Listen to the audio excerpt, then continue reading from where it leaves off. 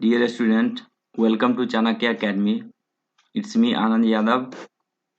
आज हम लोग विद्युत धारा चैप्टर के क्लास 10th के विद्युत धारा चैप्टर के कुछ इंपॉर्टेंट क्वेश्चन देखेंगे जो कि मैट्रिक बोर्ड में एग्जाम में अक्सर पूछे जाते हैं. जैसा कि मैंने आपको पहले ही बताया कि अभी हम जितने भी सारे सीरीज देख रहे हैं वो सारे मैट्रिक बोर्ड एग्जाम के हिसाब से देख रहे हैं. तो इसमें हमने पिछले 2 टॉपिक कवर कर चुका है. पहला आपका है ये लाइट चैप्टर. लाइट में भी मैंने न्यूमेरिकल भी बता रखा है, तो वो भी आप लोग अगर नहीं देखे हैं तो देख लीजिएगा.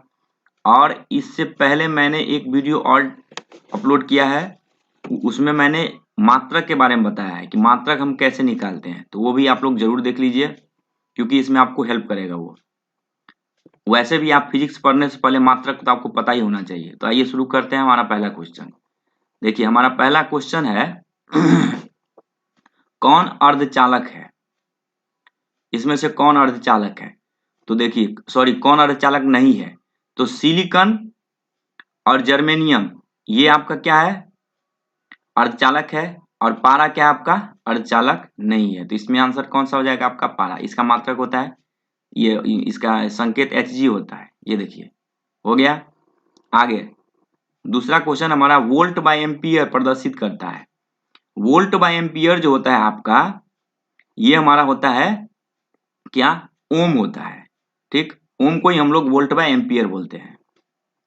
तो ओम हो गया. आगे देखते हैं विद्युत प्रतिरोध का मात्रक.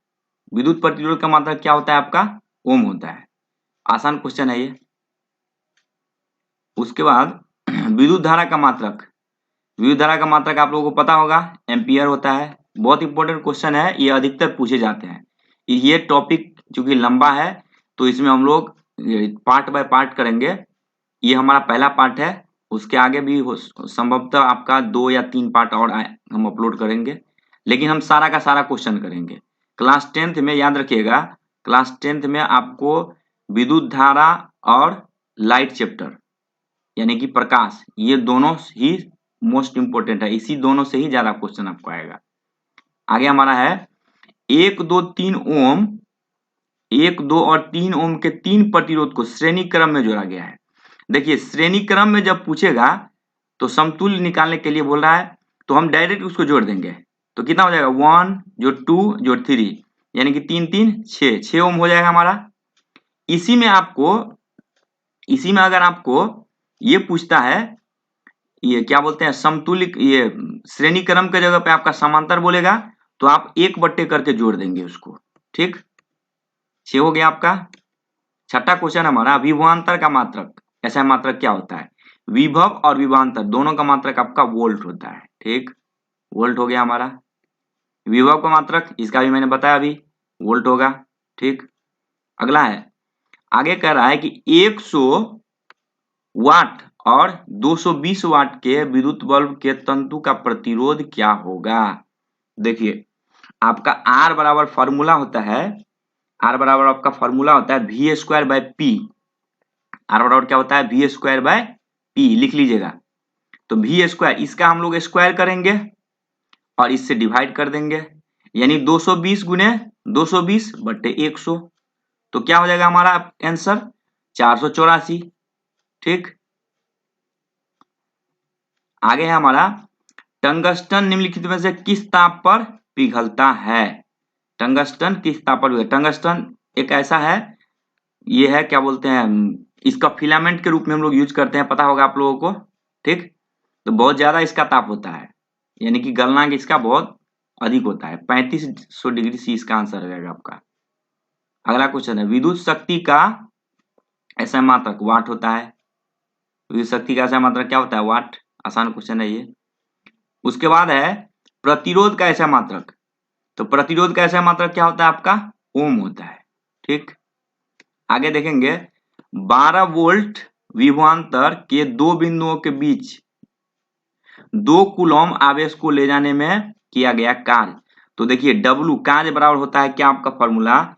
Q इंटू V, यानी कि कार्य बराबर विभवांतर गुने क्या? आवेश. तो आवेश कितना है आपका? 2, और ये 12 है तो 12 गुने 2 तो 12 दूनी 24 हो जाएगा इसका. जूल, ठीक, और कार्य का मात्रक जूल होता है। उसके बाद आपका है सेल के विद्युत वाहक बल का मात्रक होता है, सेल बोलते हैं हम लोग ईएमएफ को, ठीक, इलेक्ट्रोमोटिव फोर्स होता है वो, तो इसका मतलब क्या होता है आपका वोल्ट, ठीक, वी हो जाएगा इसका आंसर। उसके बाद है आवेश का ऐसा मात्रक, तो आवेश का ऐसा मात्रक क्या होता है आपका कूलम्ब होता है, ठीक।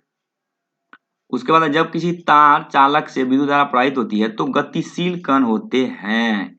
देखिए यही सारा विद्युत धारा चैप्टर का सारा निचोड़ इसी क्वेश्चन में है आपका।